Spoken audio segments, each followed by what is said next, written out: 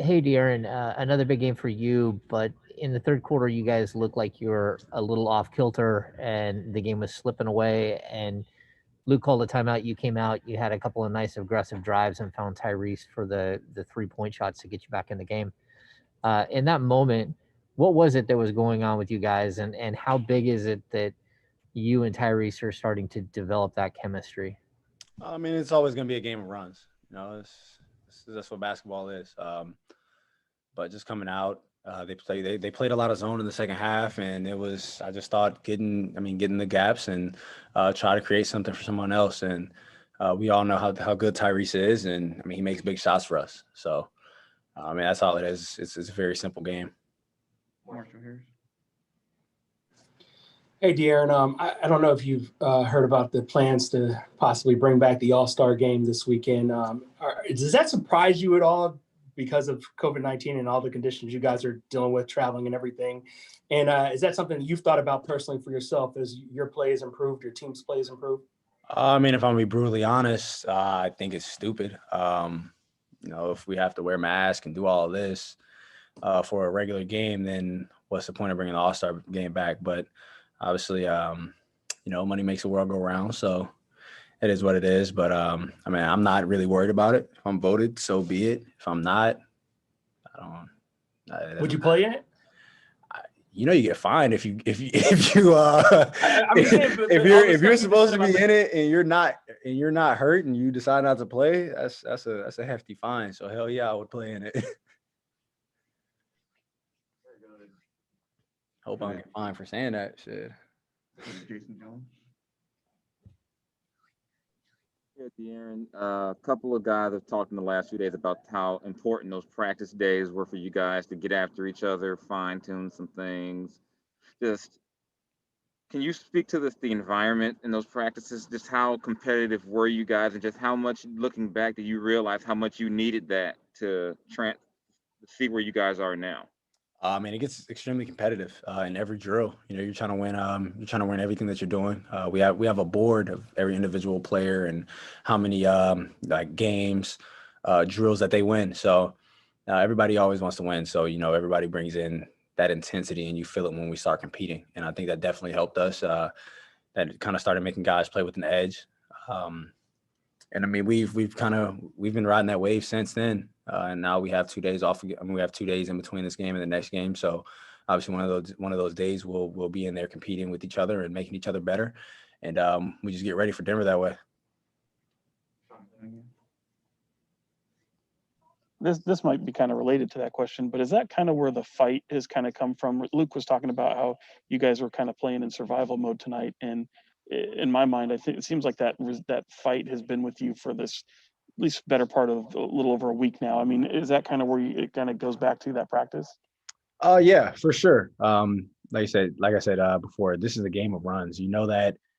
I mean, every team in this league, you're gonna get a good shot, and this is a team that's had the chance to go to the finals the last few years, and obviously they're on a back to back. But you know that there's always going to be fight there, and they're going to go on runs because I mean they're good players.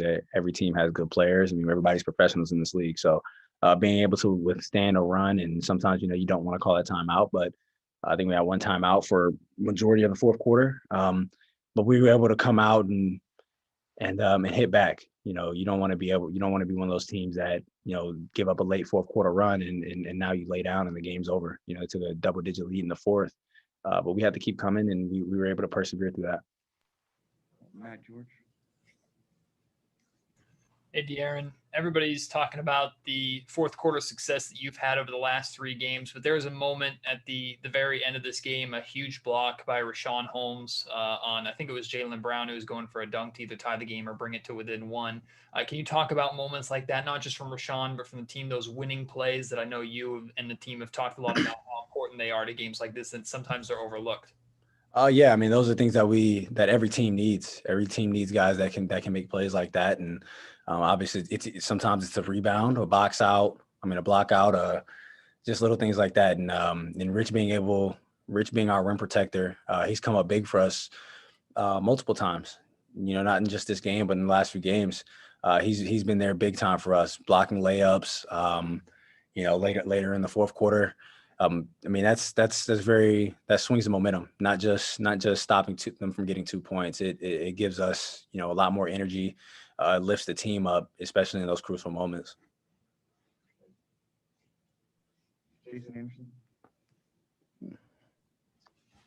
Hey, De'Aaron, nice win tonight. You and Tatum are both guys who were, near the top of that 2017 draft.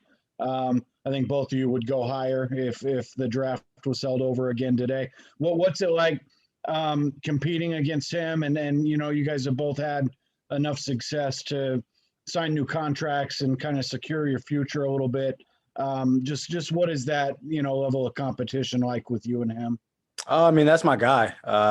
Someone I've known. I think I've known Jason since fifth grade. So obviously it's huge that we're able to grow up together and, get to the position that we are. And we've always been competing. We've always been playing against each other. And obviously, we're friends off the court, but once we step in between those lines, we're going at each other. So, I mean, I'm grateful that we're both in this position, but it's been great being able to compete against him. And, however many years that we're in the NBA, it'll be fun matchups. Hey, De'Aaron, this stretch that you're on right now, it's clearly the best stretch of your career. Do you feel when you're on the court that you've taken that next leap? And is there just some extra motivation that you're finding in each of these games? I mean, I'm just going out playing basketball and being aggressive. I think I've been these fourth quarters. I don't know, just trying to make a play for my team, trying to make that big shot, and that's pretty much all it is. I don't think too much of it.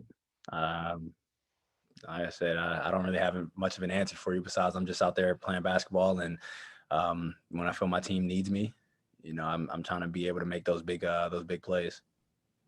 Maybe we should take a couple more. Jason Jones. Yeah, De'Aaron, I think Tyrese talked about what the coaches challenging you guys in practices, showing you the defensive numbers and how bad you guys had been for a stretch, and the coaches holding you accountable, but also you guys as a team holding each other accountable. How was the accountability from those sessions translated into the games, and how do you feel that accountability is different? Yeah, I mean, I think as the season's gone on, guys are getting on each other more.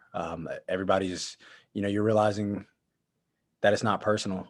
If you mess up something, I might tell you something, but I'm telling it to the whole team as well, because we don't want to be that team that constantly makes the same mistakes. You're not going to be good that way. You're not going to win games if you're constantly making the same mistake. But it's picked up. It's picked up a lot in the last 2-3 weeks. The accountability, everybody's holding each other accountable. If a guy messes up, they know what it was. So that helps. If you know how you messed up, and then not to do it again. So those practices definitely helped us. But these last few games, I think just everybody being able to hold each other accountable is definitely a way that we've been winning. That's why our defense has definitely picked up. I mean, we know we can score the ball. So for us to be able to win games, especially in this league, you have to be able to buckle down and get stops when you need them. Jason Anderson. I think Luke mentioned in one of those practices that he kind of swallowed the whistle a little bit to kind of increase the physicality. Has that continued, and do you feel like that was a factor in raising the team's level of play? Yeah, definitely. I mean, we have to be physical, but being physical without fouling, and that's comes with practice, but it also just comes with the mentality of being able to come out there and you want to hit first and be that team that initiates all the contact and being physical, because then refs will kind of swallow their whistle as well. So it's something that you have to be able to play through. You have to be able to be physical without fouling, keep them off the free throw line, and that makes for a good team. I will end with Sean Cunningham. Hey, Fox, I was just curious about your outlook with Tyrese. I mean, obviously he gets the Rookie of the Month honors, and I know he's talking about when he came here, he wanted to get Rookie of the Year, but now he's kind of shifted that focus to getting the Kings back to the playoffs. Wasn't that long ago when you were a rookie. What does a moment like that kind of mean for a guy like him? Oh, it's huge. I mean, I didn't get over here that much, so but he's been big for us. The more he's out there, the more he's really understanding the game, and he already had a high knowledge of the game. So I mean, he helps us in a variety of ways. Even if he's not making shots, I mean, he's able to play make for us. He gets his hand, he deflects, he gets a lot of deflections. He's able to rebound the ball. I mean, even if he's not making shots, he's kind of like a guy like Buddy. Like just because he's not making shots, you know, they're not going to just leave him. But he does so many things well. I think he had his career high tonight. He made some big threes in the third and fourth quarter. So I mean, he does. Like I said, he's a great player, and he's continuing to get better game by game. Even if he doesn't outscore himself the next game, he's done something better. You know, it's not always about putting the ball in the basket. All right, actually, Matt George. Last one, sorry. Hey, Fox, really quick. We've seen a consistent closing lineup with yourself, Tyrese, Buddy, HB, and Rashawn. You're obviously number one on the scouting report, but how have those four helped make things easier for you to go on these successful pushes that you have in that fourth quarter? I mean, the floor is extremely spaced. Obviously, when we have a group like that, you know, Buddy, Harrison, Tyrese. I mean, I'm shooting the ball well myself, and Rich, who's the man in the middle.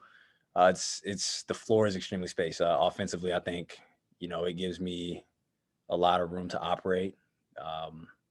Outlet passes are everywhere, and then you have a guy like Tyrese who can also make plays for us. You know, Harrison we get him post ups, and you know, we're still trying to get Buddy open shots, and Rich, one of the highest field goal percentages in the league. So offensively, you know, we can put the ball in the basket in a variety of ways, and then defensively, I mean, versatility, being able to switch on guys and get our hands on balls and block shots, be able to fly around. I think it's definitely been good for us.